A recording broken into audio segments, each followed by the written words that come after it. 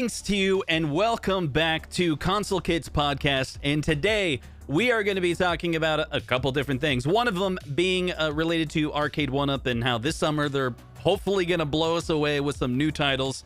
But there's also some different topics here. I'm going to start out real quick before we get into it. And there's a lot of people in the chat. This is great. And we're all excited and speculating about what that last remaining title is that we haven't heard about. Or maybe there's multiple. I'm not really sure. But let's get into it. First of all, I want to mention thank you for Ryan from CastleMania Games. He's putting together a promotion to help me to get to 10,000 subscribers. All you got to do is hit subscribe on this channel and comment down below something interesting for the rest of the people to read, and you'll automatically enter the giveaway. It's going to be a Nintendo Switch OLED when I hit 10,000 subscribers. It's really awesome for CastleMania. Now, he didn't tell me to promote his website or anything like that. We became friends over time. I met him at a convention and I helped him with some of his website stuff. But he is really cool, and his website is something that I am very behind, so I want to talk to you guys about it. This is not a sponsored section. Again, I just want to mention how I use CastleMania Games. He has a ton of retro products on his website. He supports independent developers. There's a lot of developers on here that are selling through CastleMania Games. I'm hoping Glenn's Retro Show will one day get some of his products on here. Like, literally, I'm going to talk to Glenn and talk to Ryan and be like, do you guys, like, want to help each other out? Because you guys are totally, like, in the same space. Like, Glenn's Retro Show is kind of like the Mike G, the retro tink from the home arcade. And definitely CastleMania is all about helping to support indie hardware developers like, HD Retrovision. There's a number of products on here that I plan on getting soon. What I'm really excited about are these clear through see-through cases. And this weekend they recently announced the company that's behind these replacement cases. They're going to come out with a Famicom one as well, like the original Famicom. And it's really cool because I have a lot of Nintendos with broken cases, and so that's pretty cool. Anyway, so I wanted to talk about that. Look in the chat. This is really interesting. Those of you that are in the chat, people are talking about Star Wars. So let's get right into that. Let's talk about this Star Wars. People are talking about, like, maybe Star Wars Trilogy is the cabinet that Arcade1up is going to announce. Now, I don't think that's the case, but let's walk through that. Let's use this as an example. Also, I have a poll. So the poll is, how many cabs will Arcade1up announce next month? Make your guess, and we'll reveal what the majority of people said about that. So let's check that out. So CastleMania Games, we covered that. But if you take a look at the Arcade1up Star Wars cabinet that they have released so far, right? They got this one. It's out of stock. Then later they came out with this variation, also out of stock. They don't have it in this new corporate bundle, the Fortune 500 bundle. They have the Star Wars pinball. So Star Wars is definitely something, they've worked with Disney many times. They work with Lucasfilm specifically. And so they can get Star Wars as a license. So Arcade1up definitely has that. But when it comes to the hardware and the technology, that's an interesting thing, because there's a new piece that we've been discussing here, and I think other channels have been talking about it a little bit, but not completely. And I want to get more people talking about this, right? So spread this information around, tell other people about it. This is the idea. It's not just the hardware. It's the emulation. What emulation have they made commercial yet? Okay? So although we would love to get the Star Wars Trilogy, that would be pretty amazing. The Star Wars Trilogy arcade emulation, I don't believe, is something that a commercial developer has yet released. So companies like Arcade1up have a little bit of anxiety and fear to make games that are using open source, right? Like that's something they have fear around. And so when you look at, hold on a second, I'm messing up here. When you I'm wondering if my stream is dying. Is it that? Is it? Give me a 1 in the chat if everything is working correctly, because like it's buffering on my side when I see this, but the stream health seems good. Okay. So let me know. Everything okay? Okay, cool. So the Star Wars Trilogy cabinet is, again, the commercial emulation. We talked about that, right? So let's take a look at the commercial emulation. So if you take a look on Wikipedia, just as a source, this is for Sega. If you take a look at the Trilogy, that came out in 1998, and it's a Model 3. So what else is a Model 3? These are not games that they've done yet. Model 3 Daytona, no, they haven't done it. I don't think there is a commercial developer like a Code Mystics or even Sega themselves, M2, that's providing a commercial emulator to Arcade1up that will cover that. But there is the Star Wars 1993 arcade that's a Model 1, right? And so even if you look at the Model 2, that's, Virtual Cop, So once you get into if they can do a Star Wars trilogy, that means all the other Model 3 could be unlocked, right? Unless the emulation was like specifically designed for the Trilogy arcade, Model 3, but more than likely it would be an emulator commercially available and commercially licensed that can do Model 3 in general, and maybe they've tweaked it really well for the Trilogy arcade. Okay, but what could they do? What they could do, and I think I've talked about this before in a previous episode, they could do this version. The Star Wars 1993 game is something that they can do because they've proven they can do Model 1, right? So there's Model 1 games out there in 1993, Sega. So it would be this Star Wars trilogy. Remember the one with the kind of like a projector? I've actually seen this at an auction before. I can't remember how much it went for. It was like $1,000 or $1,500 or $800. I can't remember. It wasn't in great shape. These are not usually in great shape because they like have that projector screen and they always look really ugly. So you got to do like a lot of work on it. But the game itself might not be that bad. And in fact, this game is the same. I don't know if it's the same game. I don't have a lot of knowledge about this particular game, but I was looking. It looks like it's the same hardware as the Star Wars arcade.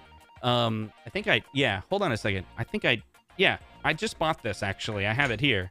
So recently, I went to my local game shop, and they had the Star Wars 32X. I never played this game on the 32X. Let me know if you think this is a good game. I don't have much knowledge about it. And how different is it from the arcade version?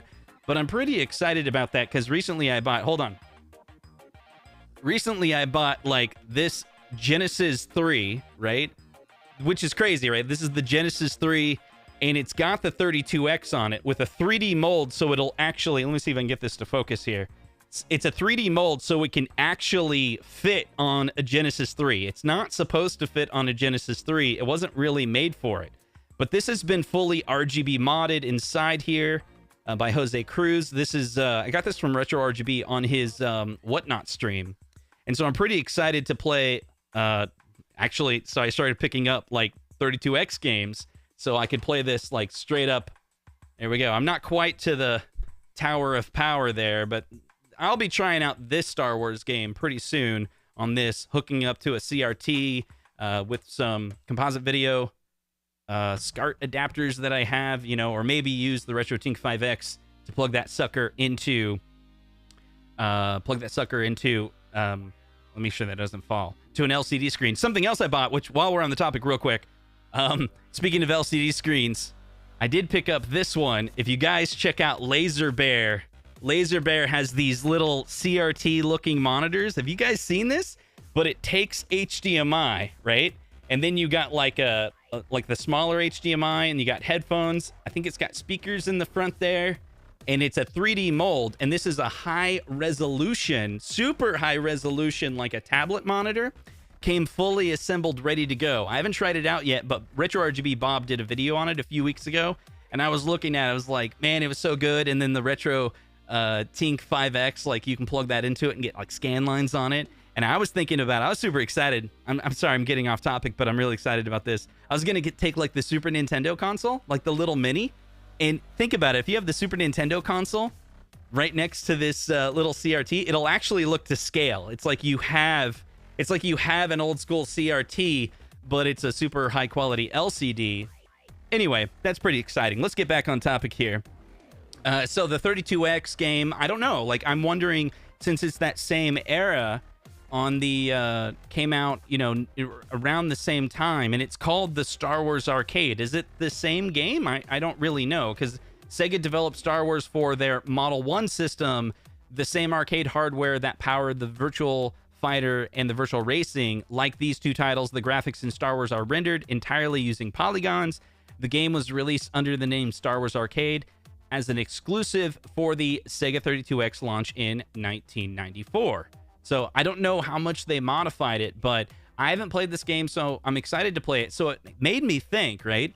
Like, what if that is the unreleased title? I don't have information of what the unreleased title is. All I know is someone close to the source told me they reviewed all of the leaks that were out there and said, good thing not all of them are in the list. Which means there's something epic we don't know about. And he was like, there's still an epic one out there. Then this person wouldn't tell me what it is, but it's getting me excited, right? So let's pretend for a moment that it is Star Wars. It is the Star Wars Arcade, okay? How would you want that Star Wars Arcade? This is what I'm thinking. This is the thought I have. We've been talking about it recently. I came up with this literally before the show started. I had this whole thing. Look, I have a tab open.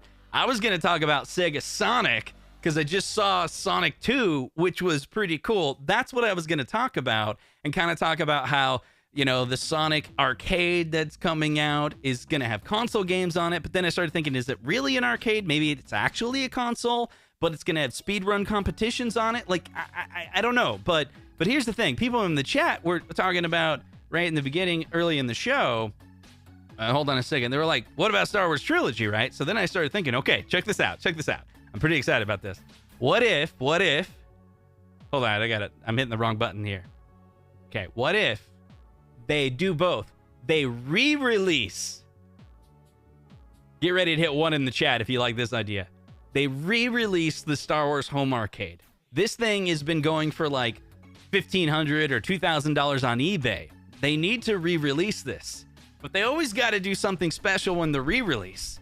I think it's been long enough that they could re-release it. And if they could get Atari and Sega to be cool, what if they re-release the Star Wars Arcade and it's basically this version?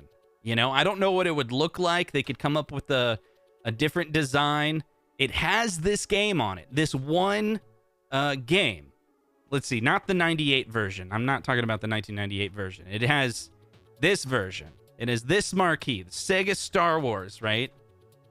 You know, probably won't have the Sega logo on it anyway, right? But it's that 1993 game. But it also has the Atari games on it as well. So you get 4 games.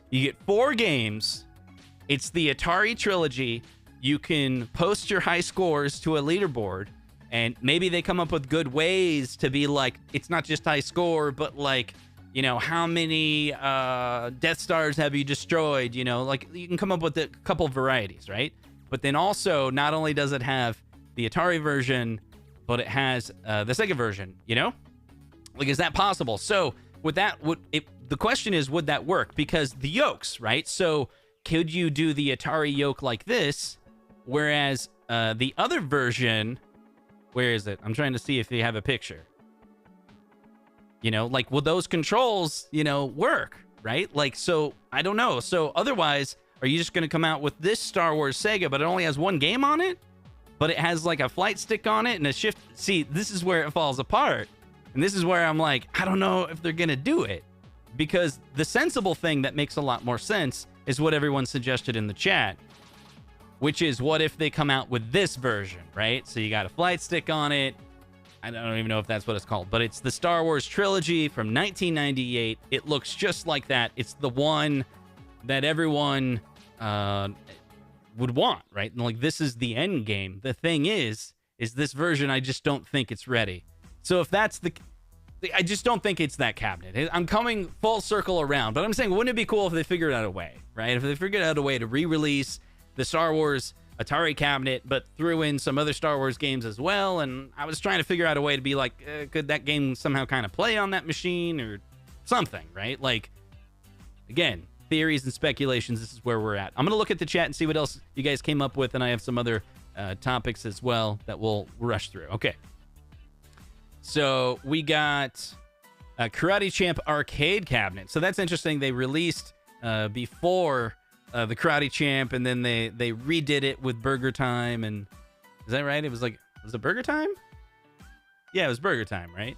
And then people are like, why don't you bring back the Karate Champ? But see, that would be another Pete and repeat. That was going to be the other title to my video. Is like, what's up with Arcade1up's Pete and repeat? You know, Pete was on a boat, and then Pete fell off the boat. I can't remember. Repeat. How's that joke go? You know what I'm talking about, right? Akaya Warriors, Virtual Cop. I love Spy Hunter and Moon Patrol. Love the music in those. But I think they're going to announce Area 51. Okay, so let's talk about that. What we do believe that they're going to announce. I think this would be a good time to start revealing the vote. So we're going to end the poll here and see where everyone landed on it. And it's coming up here. And we'll talk about what we do know, just in case you don't know. So how many cabs will Arcade1up announce next month? The majority of people said 3. So I gave the options 3, 5, 10, or 7. I didn't even know I put 7 in there. That's weird. So 115 people voted. A lot of people say that 3 cabinets will be announced. Maybe that's because the thumbnail shows 3. I don't know. Whatever. There was just symmetry there. So here's what we do believe is happening. So we do believe that they're going to be coming out with a Time Crisis arcade. So that's going to be their Namco shooter. It's going to have a pedal, and it's going to have, you know, it's a light gun game that has a pedal, and so it's kind of like your Ridge Racer meets Buck Hunter. You know, it's going to use send-in technology, and it's going to have a handful of games on it. And there was even a time where we heard from John D, where he said on the 1UP Weekly that it was probably going to be a widescreen, but they were looking into it. And that's probably if Time Crisis, they were going to come out with Time Crisis 2. But I heard from someone else that Time Crisis 2 is probably not going to make the cut. And that kind of makes sense because that is a different emulator. And I don't think they've made that one commercially available either. So that brings us to another game. They're going to come out with a Sonic the Hedgehog cabinet. Okay, so that is one of the leaks that came out this year, that they're actually going to do a Sonic the Hedgehog cabinet. And this was a joke thumbnail that Jim Carrey's going to be on the side. It was a play on for the movie Sonic 2, which is coming out. And in that video, I said we'll probably get a release near the movie Sonic coming out. Sonic movie has been out. It's still in theaters, but there's still not an announcement. So I was wrong about that. But still, the year is not over, right? So let's see, Sega probably wants to jump on.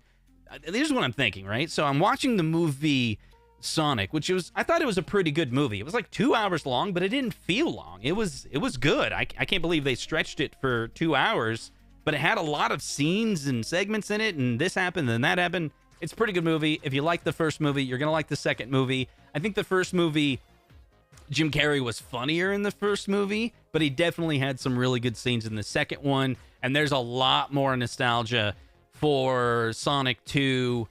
You know, they got the biplane, Tails is in it, Knuckles is in it. You know, so there's a lot of, and then there's a lot of scenes that bring you back to, I'll say, no spoilers, but I will say one scene that's really awesome. It's just a cell phone rings, and the ringtone on the cell phone is the Sonic theme song. And it's just really cool. Like, that moment's like, yeah. And there was tons of kids at the theater, and they're like little kids, probably like less than 10 years old, clapping at the scene. And then there was big reveals in the movie I won't say, and I wasn't even familiar with the character. And there's all these 10-year-olds in the theater like freaking out because this other character is revealed.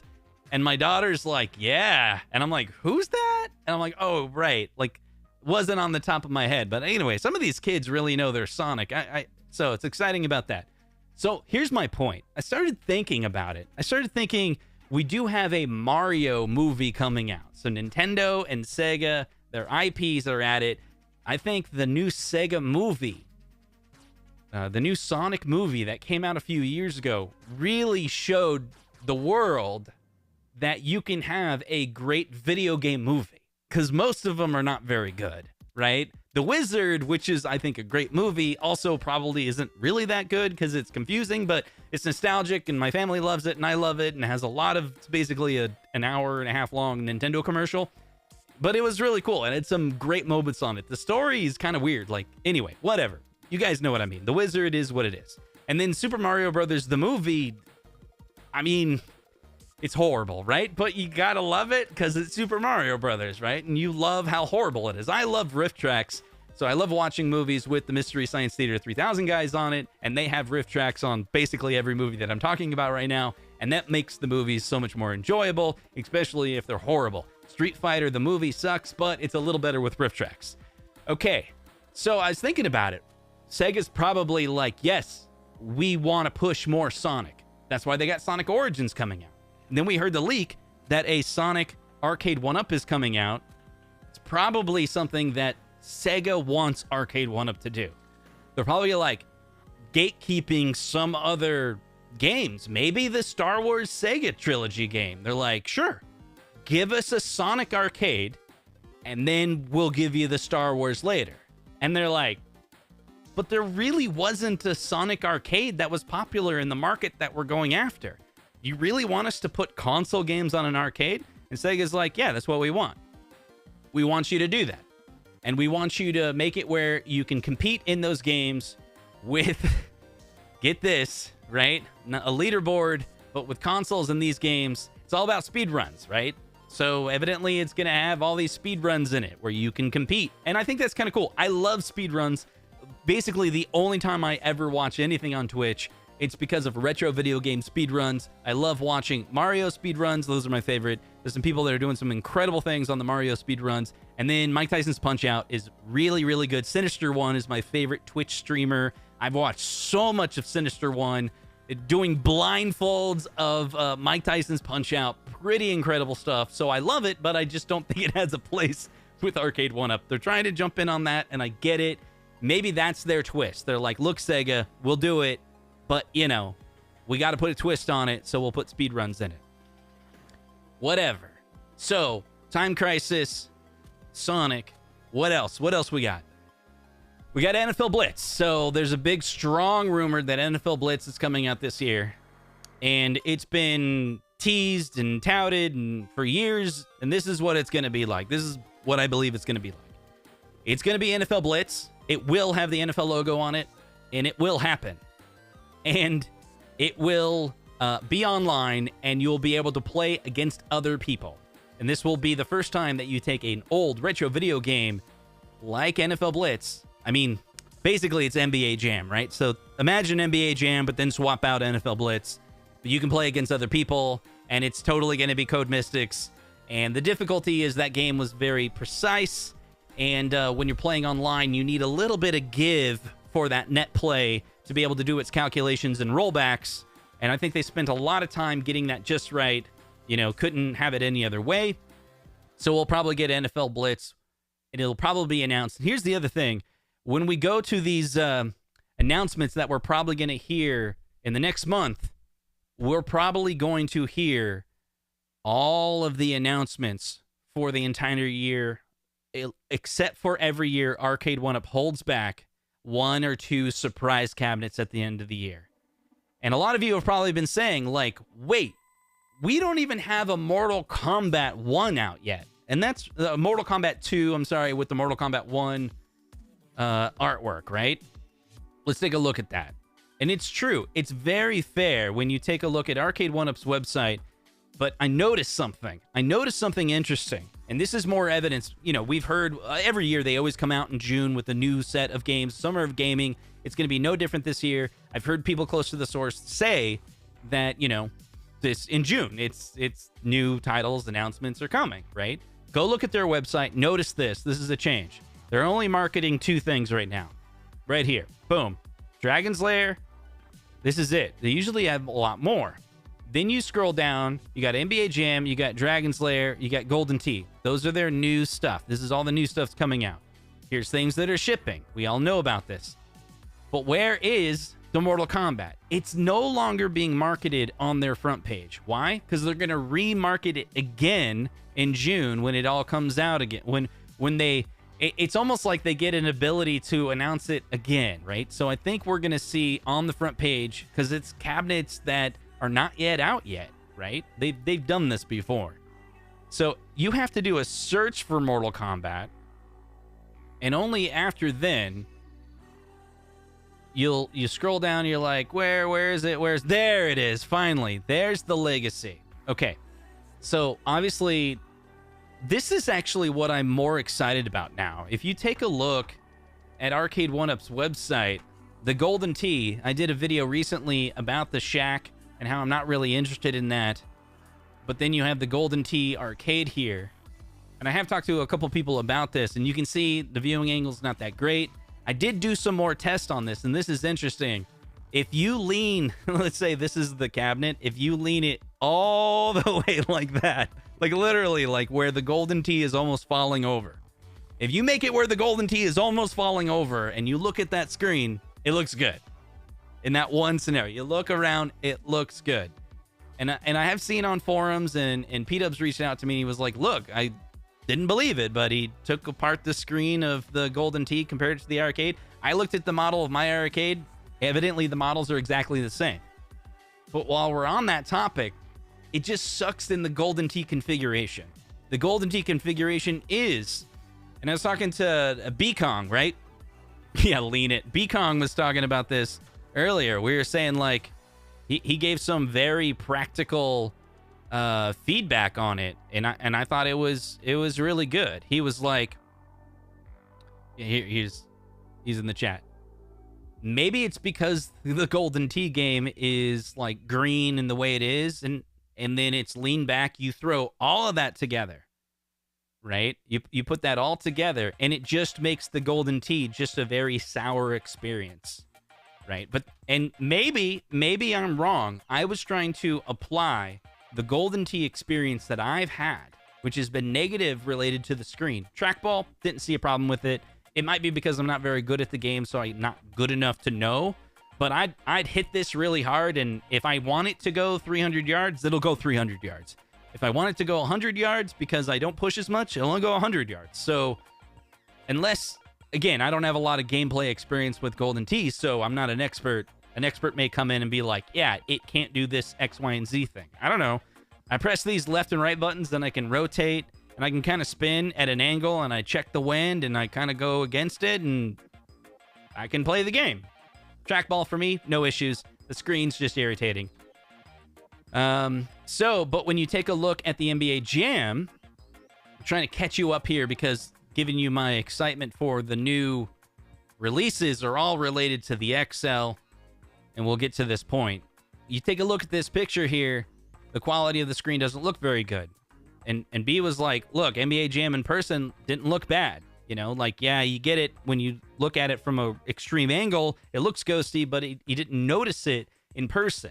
So this picture could be, notice where the camera is centered, right? So a camera centered probably around here. That means it's looking up at an angle. Maybe if your eyesight is looking down, it looks good because these players have a different perspective than the camera, right? Camera is over here. It's kind of looking up at it. Maybe camera looks fine there. I don't know. This could be photoshopped here. Sometimes. See, I think these are photo shoots. I think that's a photo shoot. I think that's a photo shoot with the background cut out. I don't know. This could be a photo shoot. I think this is Photoshop. This, I don't know. This photo shoot, maybe? It's hard to tell. That's a photo shoot. I think that's a real person actually touching the cabinets because it's the first time they've done the NBA Jam. That looks like a real cabinet, and we'll probably see her holding other cabinets in the future, and that's photoshopped in. But this looks legit, like a photo shoot, you know? And so Arcade1up occasionally does photo shoots and occasionally does Photoshop. So anyway, that camera doesn't, that quality of looks ghosty, right? And this is not Golden Tee. That's my perspective. I'm like thinking that doesn't look very good. Therefore, all XLs may not look good. But again, the camera's point of view maybe is kind of looking up the nose of this, and it kind of looks ghosty, but the iArcade looks good. So maybe this will be more like the iArcade and actually look good when you're looking at it from the top angle. Whereas when you look at Golden Tee, it's leaned back so much. Okay, here's my point. Either way, I'm excited about the new releases that are 3/4 scale, okay? Because the 3/4 scale, I believe, are going to be the BOE monitor. And although I really, really love the idea of the XL, I'm starting to unsell myself on the XL. And this is true. I've been pushing hard for XL and Pro, but here I am taking it all back. I'm taking it all back. I'll tell you why. I own over 10 full-size arcades, and most of them I've bought for, I think I just bought a project for $250. A couple of them I spent over $1,500 on. The play choice that I have is pretty high-end, ready to go. I did the Row Blasters for $300, which was pretty insane. Hopefully, I sold that one to Ralph. Hopefully, he'll be covering that soon. We did a trade. And then I got a Zaxxon for $400. A Zaxxon for $400. That's a really good deal, right? A Multi-Williams that I paid a lot for. I bought that from Arcade Eric. I won't mention that price, but he also delivered it for me, so the shipping was kind of included. And he came from Illinois, so that was a good deal, in my opinion. But the point is, when you start getting to that $700, $800, $900, maybe it's better to just do your own project, you know, or do a full-size arcade, maybe. And what I've learned is that you can pay people to move the cabinets for you, and sometimes they'll do it for like the negotiated price, right? Again, locally at an arcade, I'm able to get full-size arcades delivered to my house for $50. It's a $50 shipping at a local arcade auction. If I go to that auction and I'm able to buy the arcade for like $300, that's $350. It's at my house, $350 delivered, right? And so that's what I'm starting to compare it to, right? And again, this is all based on the monitor, and I don't want to spend $1,000 on a Pro that has a poor quality monitor. It depends on the game. If it's a light gun game, this is important. You guys listening up, listen really closely. If they come out with Time Crisis as an XL cabinet, 19-inch screen, there will probably be zero issue. Think about it. The light gun games, the screens are flat. That screen's gonna look great, okay? Let me make that clear. Even if they use the 19-inch screen that we say doesn't look good on the Golden Tee, if Time Crisis is the 19-inch and it's flat like Terminator, it's probably gonna be great. Okay? Let me put it out there. Terminator. There we go. Look at that. Flat screen. Even if it's not an IPS. But still, I have the problem. I have the problem with a $1,000 Pro Street Fighter cabinet that I would really want with that 19-inch screen. And if they do it with a more lean-back style, it's probably not going to look that great. You know? And I'm like, at that price, at an auction, I could probably get a Street Fighter for about $1,000. Like, I've passed up Street Fighter cabinets at an auction. I stopped at $600, and then it went for $650. I think this is within the reach of almost everybody here watching the show. Like, if you wanted a full-size arcade, I think you can get one. It just requires a little bit of knowledge of where they are. I didn't know how to get them 2 years ago, but I kept asking around. And eventually I learned. I learned what it took to get them, and some of them can be fun. The Williams, I'm super excited. I got this Williams cabinet for $250, okay? And I want to put a J-Rock in it. It's an FPGA board that can play all the Williams games. But I was like, oh my God, I totally screwed up. The J-Rocks are going on eBay for $750. Can you believe that? It's a PCB board that allows you to play a whole bunch of Williams games like Defender and Stargate. It even has Sinistar on it, but you'd have to flip the screen, so I don't think that would work really well. Again, J-Rock PCB has been on eBay. Check this out. $750 for the new J-Rock Multi-Williams FPGA JAMA PCB Robotron Joust Defender. $750. Well, guess what? The company that makes it, Arcade Shop, today or yesterday, Stringer Films, is all like, dude, go, they're only $250. Like, boom. Like, they're available now. And so I jumped on that. So I'm $250 in on it. It has a Neo Geo in it, right? This Williams cabinet that has a Neo Geo in it. I spent another $250 on the J-Rock board. JAMA Connect, boom, it now has all the Williams games. I'm in $500, right? And then now all I got to do is do the marquee, which is like $50. And then the new control panel I think I saw was $79 for like clean artwork on the control panel and a couple buttons and sticks. I'm way under $1,000, and it's got a really awesome CRT in it. Some of them have ghosting, but this CRT looks really good. So when you take a look at all of the options that are out there, here's the thing. I want to be clear. Like, I'm not saying you must do it this way. I want to make sure everyone knows of the options that are out there. Like, if Arcade1up comes out with a Pro cabinet that's $1,000 and they put an IPS screen on it, I'll be like, whoa, that has a lot of value for me. Love the idea that it's an IPS screen. Love that it's 19-inch. Love that it's Street Fighter. Love that it has 14 games on it. Love that it has more variety of games that I'd really want on it. If it has the value, I'm in.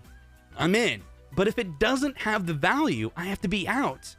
And I have to look at other options and then say, these are the other value options that are out there. You know? Like, even on that Multi-Williams, let me explain it to you. What I was thinking of doing is, what if I took the Williams cabinet that I got? Again, I paid $250 for it. It's got a Neo Geo in it. It's got some weird Olympics 11 game in it or whatever, some soccer game, whatever. Throw that out, resell the game, see if someone else wants it, because it's just not my jam, right? What if I put, get this, what if I put the Partycade inside a real arcade? Right? The Defender Partycade. Now I'm like, oh man. Remember when the Defender Partycade was $160? That was my chance. $150, $160 for the Defender Partycade PCB. Just take that out. Now I got a spare BOE monitor. It's a second Defender Partycade because I already have one. I don't want to touch that one. I like that one, right? Take the Partycade that's out of it, plug it in. Here's the thing. How do you go from, and I asked Stringer Films, how do you go from LVDS on the Arcade1up PCB to an RGB 15 kilohertz arcade monitor? Because that's what I would have to do. And then I was thinking, what if I got an optical joystick? Okay, an optical joystick. Listen very closely. An optical joystick. They make them. And plug that over USB to the Arcade1up Partycade. You could actually play Sinistar horizontal on an original arcade, simulating a 49-way stick. That's what I'm thinking. Defender Partycade would be a really awesome UI. It's 4x3 going into a 4x3 CRT. All I got to do to crack this one is, how do you go from LVDS out? The dumb idea I have is you do a Geek Worm, which you'll do HDMI, and then from HDMI go to the CVGA or the Arcade 15 kilohertz, but I don't know a good video transcoder that can properly go from 960p HDMI to 240p. I don't know. I don't know if that equipment is perfect, so I'd probably have to make a sacrifice and be like, it's probably doing some weird interlacing downscale that's not great. But maybe the CRT itself would have a lot of forgiveness in it. So maybe the Arcade1up 960p LVDS out to Arcade 15 kilohertz, whatever transcoders I use to get there, if they're not perfect, maybe it's good enough. Anyway, so that got me excited, right? So when I take a look at the Arcade1up cabinets that are coming out next year or next month, there's still some excitement there. There's some excitement for sure. It just depends on what they come out with, right? If they come out with something that has value, then I'm in. But see, I'm looking at a chat right now, and Jason says the CRT monitors are really, really heavy, right? And I have to agree with that. If you're moving around an arcade full-size cabinet, there's different ways to do it. Like, you can separate the CRT monitor, right, from it and then move it. Like, if you're, like, that's one of the things I've been considering doing. Paul, he just bought the Williams J-Rock board. That's good, man. That's cool. Yeah, next year. He scared me. Yeah, I didn't mean next year. I meant next month. Like June, we'll get those next releases. So CRTs are pretty heavy, right? That's true. While we're on the topic of CRTs, one of the other ideas I have is I have a Play Choice, okay? So I have a Play Choice 10 that I bought for $400, but it has an LCD in it, okay? But it's a really crappy, like, 13-inch LCD. And then it's got a 60-in-1 in it. So this is a project board. This is a project machine. It's one of my first arcade auctions I went to. Maybe I overpaid for a Play Choice body, if you will, $400. But a PlayChoice 10 fully refurbished, fully, realized is probably worth $1,500. Okay. So, on the cheap, and maybe I'll make some videos on this if you guys are interested in this content. What if I took that and I put a commercial grade monitor in it? Something you can go and get on Craigslist for free or $50, right? Get one with composite video. Okay. Then I put an old school Nintendo in it and put, like an EverDrive inside it. But I put it near the coin door. So imagine you have a PlayChoice 10 cabinet. It looks like a PlayChoice 10, but when you turn it on, it's an EverDrive. And then you pick your game, and then you can play your Nintendo games. But what's running it, now let me make clear, what's running it is an original Nintendo with an RGB mod on it doing composite video out to a consumer-grade television. It'll actually look really good because you can get an NES RGB for about $100. You can do the mod on the original Nintendo, right? And you're going to get composite video out, and you're going to go to a consumer-grade television, but I would venture to say it's going to look, in some cases, it'll look better than a PlayChoice 10. A PlayChoice 10 has native RGB out on it, that's true, but it also has jail bars a lot of times. But with this, there wouldn't be any jail bars because the NES RGB eliminates jail bars. It would look clean, but it just would have a consumer television in it. But this is what's cool. If I... It's like, no, this is too much. So much work, and I just can't get on with this. But see, here's the thing. Like, is it that hard? All I'm doing is going on Craigslist and buying a Sony Trinitron, right? A Sony Trinitron. And I get it for $25, right? I've done that before. I got a Toshiba 25-inch. Fantastic. And I just mount that inside an arcade, right? And then I plug a console into it. And then I just wire up the joystick and buttons to a really crappy, just use the Sony guts from a Sony Trinitron, right?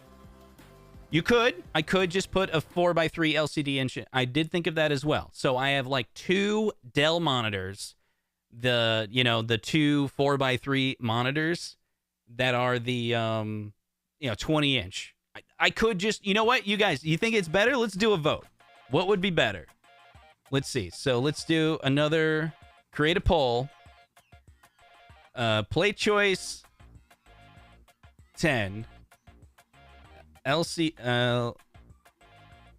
20-inch LCD, like a Dell, or do you think you go with like I'd probably find like a 20-inch CRT actually. Okay, ask the community. I'm gonna build my own PlayChoice 10. Which one do I do? Do I do the 20-inch LCD Dell monitor, 4x3 both ways, or do I do a 20-inch CRT? Either way, I think it'd be good. I think there would be a lot of things. So let's take a look at the chat and see what you guys are talking about. Let's see. CRT monitors are also very dangerous. This is true. That's ridiculous to separate the monitor. Okay, unbelievable the pain in the arse those CRTs. I don't have time for that. Maybe what you're saying is just, yeah, go ahead, buy the shell of an arcade, throw a 20. There we go.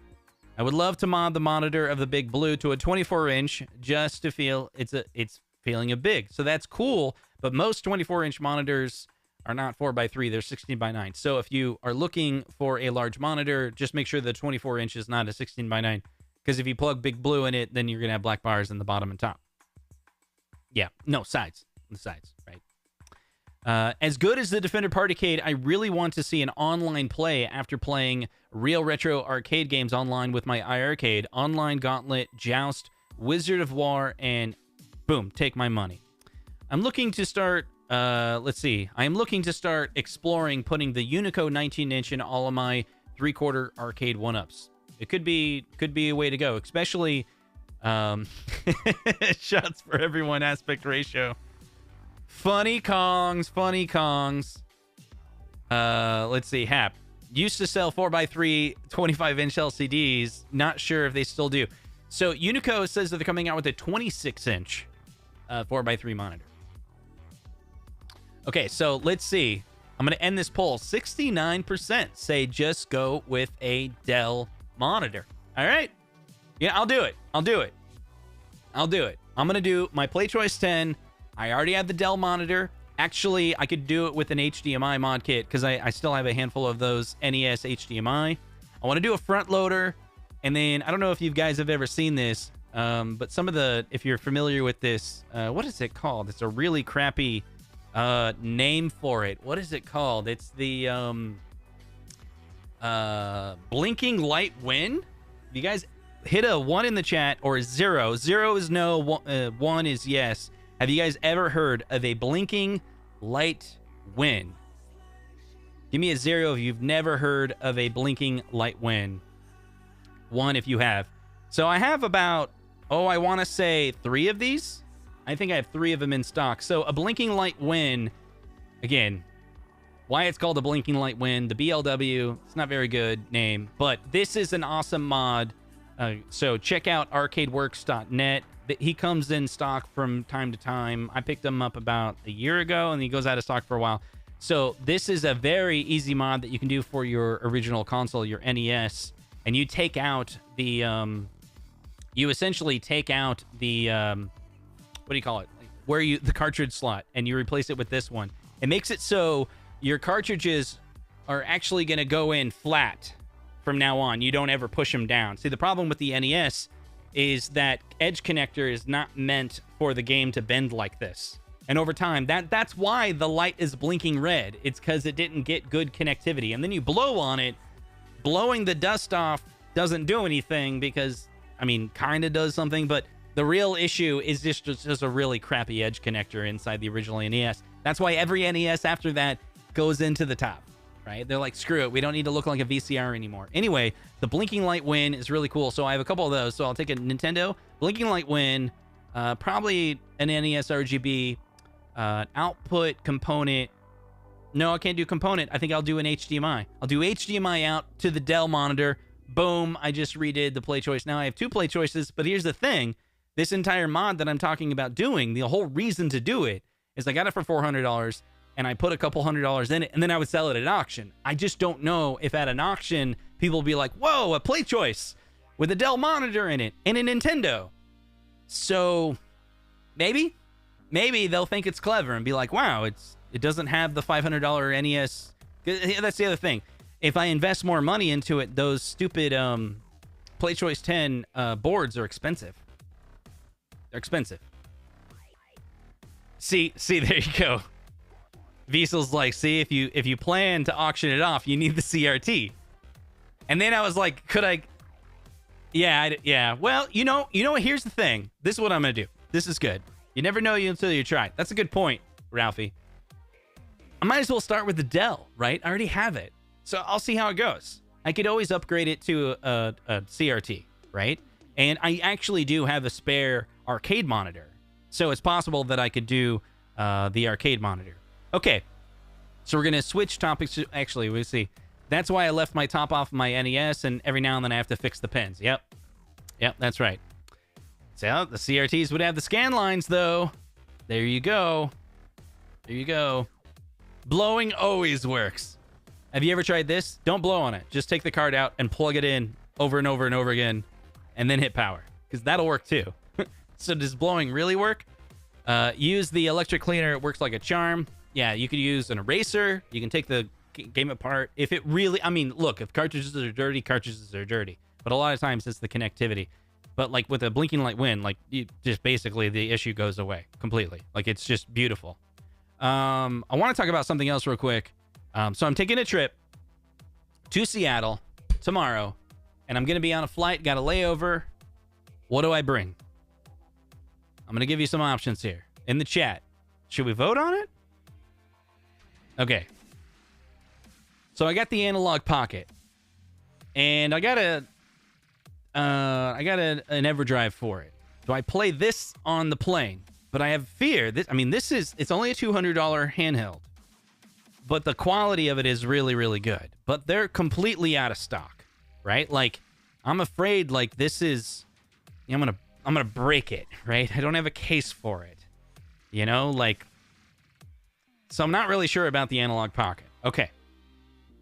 So then you go, what about, you go with this, you know, like the retro flag pie case. See if it'll, there we go. The retro flag pie case, you know, it's got the Game Boy cartridge, but the pie is actually inside here. You turn it on, you can play Nintendo. You know, I think I have a handful of games on it. Console fanboy, you won't break it. Enjoy your life. Okay, so do I bring this? I'm leaning towards this one, the last one. I think this is the ticket. This is the Ambernick. Which model is this one? This is the RG280V. Look at how this thing right here is extremely airplane friendly. That's what I think.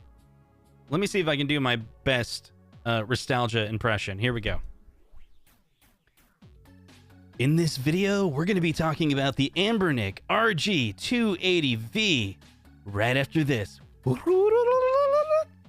Let's see. How does he do it? It's like, okay, guys, so we're taking a look at the Ambernick RGB? No, the RGV280, the RG280V. It's got a really weird looking UI inside it that looks really, really funky, but check this out. It can play 1 billion games. That's right. Is this like a Casey Kasem thing or something like that? It's getting blurry. So let me go. I kind of like it, actually. You control it like this. Go to emulators. Look, it even runs Mank. Sorry, guys. Ninja Baseball Batman. You can play Ninja Baseball Batman on your Ambernick device. How do you grip it and use the controls at the same time? Okay, let me show you.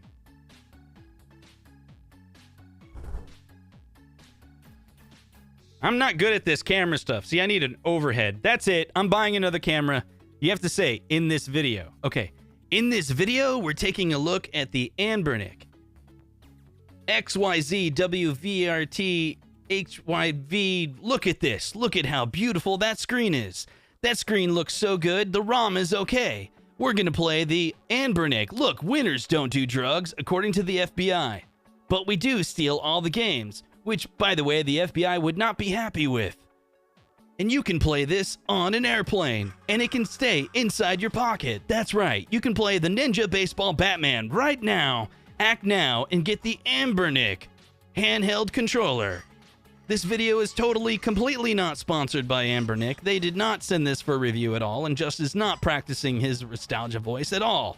He's practicing his ETA Prime hand modeling right now in front of your eyes. Anyway, so I think I'm going to bring this. Boy, that screen looks good. Seriously, check out that screen. It's an IPS screen. It's a tiny little... Wait for it to come in, okay? Look at that. Look at that screen. This is an amazing screen, guys. Look at it. It's beautiful. That's what I'm talking about. Oh, good point. Good point, man. Hold on. JJ says, what about the Nintendo Switch? Here's the problem. My wife stole all my Switches. She stole them. There's this game called Animal Crossing. And if your wife gets hooked onto that game, she will steal your Nintendo Switch. So then I bought... Why is this game on? Then I bought another Nintendo Switch. I got a Nintendo Switch Lite. She stole that one. And now I was telling her about how CastleMania Games is so cool. They're going to give me they're going to supply to the winner of a giveaway for me to get to 10,000. CastleMania Games will give away to that person a Nintendo Switch OLED. And my wife's all like, give me that OLED. I can make another island. And then I'll have... and my daughter, she said it the other day. She's like, Mom, you're a collector of Nintendo Switches. So she has, I'm losing count. She has one. My daughter has one, but she uses both of those. I bought one. She stole that one. I bought another. She stole that one. I think it's 5 Switches. But here's the thing. What do I tell her? Do I go to my wife and go, you have a problem. You own 5 Nintendo Switches. And you play the same game on every one of those Switches. Do I go to my wife and tell her that? No. Do you know why? What will she say back to me? She'll be like, you own 10 full-size arcade in our garage. You own more than 10, I've lost count, 3/4 scale cabinets in our basement. I don't have a problem. You have a problem. So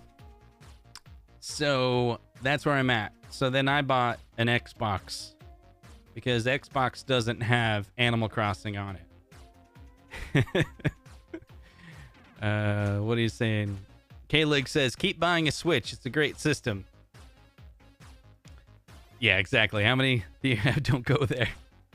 There you go. One for the bathroom. I don't understand using more than one Switch. I'll try to explain it. So on the game Animal Crossing, you only get one island for that Switch. So even if you have multiple, like, let's say you and your friend or whatever, you both have Switches, and you both have the Animal Crossing game. Like the island is locked to that Switch. So if you want to create a new island and keep the existing one, you have to get another Switch. And so she has multiple Switches. Or no, she doesn't go and buy Switches, she just steals mine, to be clear. So then she did tell me, she goes, or we could hack it. Console Fanboy, come to my island, Justin. I have gold everywhere. I have so much. Come over with empty pockets and fill it with gold. That's the thing, but my wife enjoys doing all of the work to find, I don't know, she said there's like 400 different characters in it. So she reads about it and she seeks out the characters and tries to find one. And then she says to my daughters, like, you'll never believe. This is the biggest problem with the Nintendo Switch. I'll hear conversations. This is what my wife says to my daughter. Just randomly, we're having lunch. She goes, you'll never believe what happened. You'll never believe who came over. Steve came over. And I'm like, who the hell is Steve? Like who's Steve? Who's Steve? She's like, oh, Steve's a really nice guy. He gave me a lot of tune-ups or something. I don't know. I'm like, oh, you freaking talking about like Animal Crossing again? And my daughter's like giggling. She's like, Dad doesn't know the difference between reality and Animal Crossing. I'm like, that's not funny. It's not funny. Yeah. My wife tells me we will hack it. That's right. So my wife said, like, if you don't want to buy another Nintendo Switch, just hack the Switch. And I guess if you hack the Switch, you can like change the ID in it or something like that, I'm assuming, that allows you to be able to have another island. But I'm like, I don't really want to hack the Switch. I mean, I hack a lot of consoles, but I try not to hack, like, if it's still for sale. That's like, I guess I'm going to cross the line if I did that. And then, of course, there's the big fear, and I've done this a billion times, right? In the Nintendo Wii era, I was in that cat and mouse game where I was like, I got the modded Wii, and I got the mod chip, and then a new game came out, the Mario Galaxy. I really wanted to play it, but it actually contained a firmware update that like bricked my Wii until I looked on the forums and learned how to unlock it. It was just this constant battle where I was spending more time trying to keep my modern system alive, then it's just a waste of time, and I just go buy the game, right? Although that was really fun days, rip and return days. I don't know if you ever did that, where you had a console that you could rip the game, so you'd go to like whatever Blockbuster and then like rent the game, and you would rip it and then you'd return it. And then it turned into this thing where you're like spending all your time seeing all the games that you ever want to play, and you do rip and return, and you do rip and return, and you do it like 50 times, and then your modded Wii has 50 games on it, but then you can't figure out which game you want to play because you got so many games you can't choose in it, and guess what? You never play any of them. See? You know what I mean? So it's CastleMania. CastleMania with like he's like a maniac. CastleMania. See? CastleMania. All right, I'll put the link in the description. If you guys don't know about CastleMania, yeah, just rip one. Did you just rip one? Fart joke. Anyway, so CastleMania, if you don't know about it, like, let me give you an example. Like, they have a lot of stuff that allows you to play games that you didn't pay for. As an example, here is the $99 X-Station optical disc drive emulator, also known as the ODE. And this one is for PlayStation, right? So you got to go make sure you have a very specific PlayStation, and then you install this mod on it. And instead of having the normal disc reader, you have an SD card, right? You put the SD card in there, and boom, you turn that system on. It goes to a special menu. You pick your game. Boom, you're playing your game. Bob's your uncle. And boom, you're playing old PS1 games without worrying about a disc. And I heard there's actually a new one coming out later. Like, I don't think it's the X-Station, but they have to, like, move the power supply or something like that. Bob was telling me on a Whatnot stream. And you can keep the original optical drive. It's like optical drive and an optical drive emulator, and there's like a switch where you can go back and forth. That's kind of cool too. So CastleMania Games sells those. They also sell the Retro Fighter controllers. They also sell, what are these called? These are made by a different company, but he does a pre-order with them. He sells HD Retrovision cables, which are the best cables on the market. If you want to get anything super high quality on your original, like if you want a component video cable for your Super Nintendo, so you can do YPBPR component video for your Super Nintendo, this is the cable to buy. There's no other. There's a couple other people that make cables on eBay, and they're actually pretty good too. But they're kind of like, everyone holds the standard up to HD Retrovision. And I met these guys. They're really, really cool, awesome people, down to earth. The tech behind it used to work for Shure, like the microphone company, like that makes this microphone, and he did all the hardware development over there, and then they made their own company, and now they make these cables, and the cables actually have like little what's it called, like filters in them, right? They have like components in them, and because he's a hardware developer, like I think this cable has like a little component, like logic circuits, to make sure you have a super high quality output on it. They get down and dirty with a super high quality cables. So CastleMania Games carries and sells those as well. Controllers, video games, you name it. Anyway, I like him because he supports indie hardware developers. And some of the stuff that he sells on here is exclusive. Some of it, anyway, good deal. CastleMania, cool stuff. I might actually meet up with him, because I'm going to Seattle, and he's in the Seattle area. So I was texting him, and we were talking about this type of stuff, and he's like, dude, I'm in Seattle. Let's meet up. I was like, I'll try to. So anyway, I hope everyone had a good, fun show.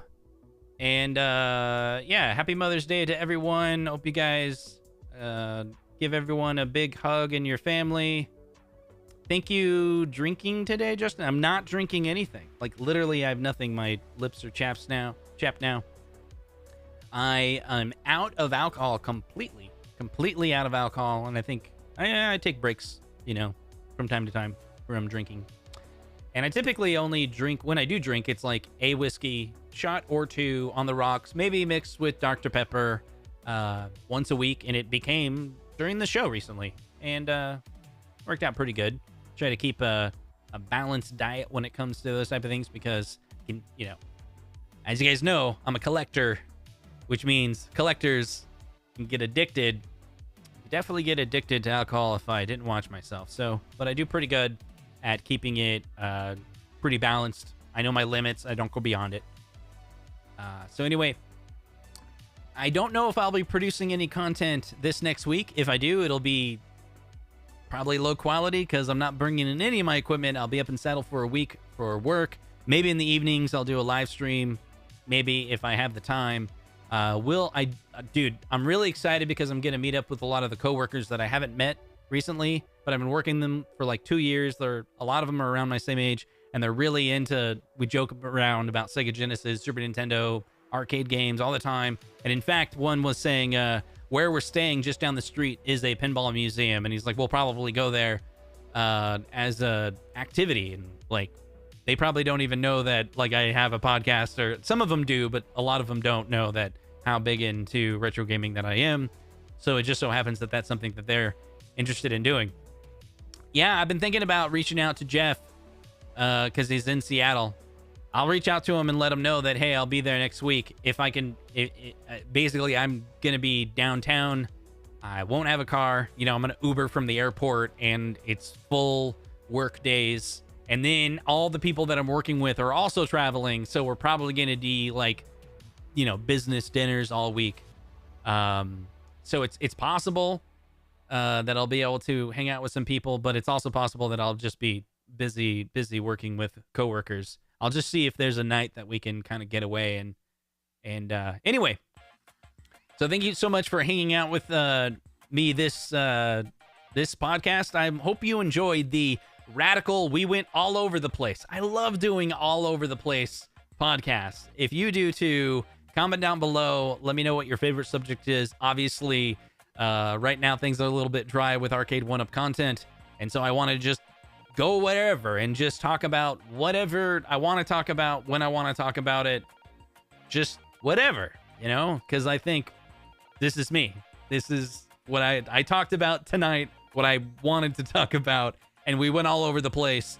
And if you were coming to my house and hanging out and we were having a beer, we would be all over the place, right? We'd be talking about this and that. So hopefully you enjoyed this. And CT Jason, when's your episode 2? You gotta let me know. When's episode 2? Is it happening soon, or is it next week or the week after? Look, wait. CT Jason, he's calling me right now. Hey everybody, what's going on? So CT Jason says he doesn't know when the show's coming. Oh man, CT Jason, that's right. You don't know when the show's coming? Okay. Wednesday night after weekly retro party. All right, there you go. Wednesday night after weekly retro party. Got to check out the episode 2 of the Home Arcade Championships, and we'll see you guys in the next video. Take care, guys.